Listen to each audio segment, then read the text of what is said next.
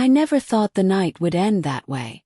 I never believed my life would turn into the kind of tale you usually hear from broken men drowning their pain in quiet bars, or those faceless posts online where people confess the worst night of their lives.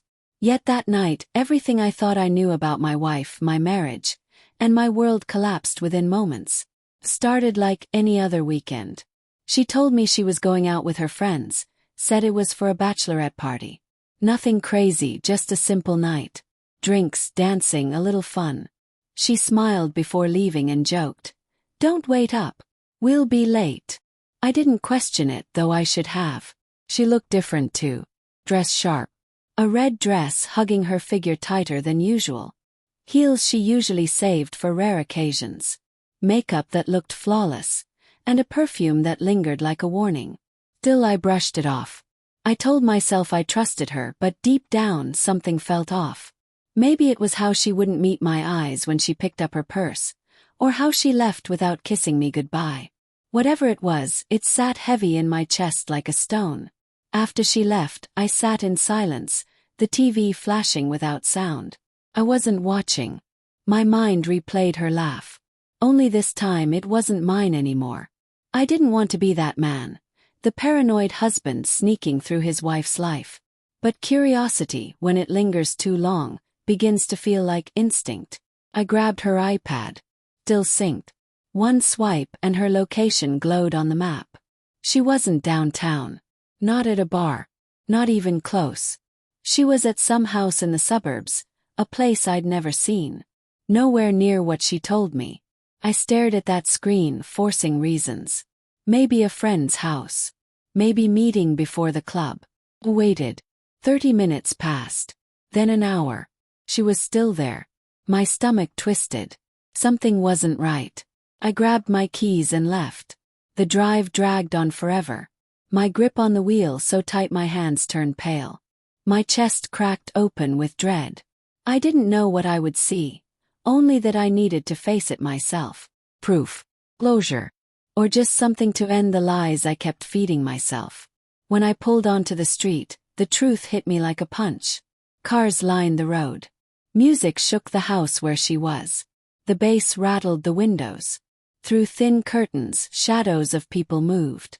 This wasn't a quiet girl's night. This was a wild party.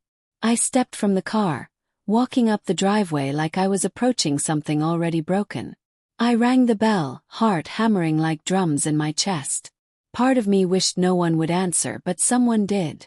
A drunk guy I'd never seen opened the door, cup in hand. "Yo, you late, man. Come in," he slurred, slapping my back like we knew each other.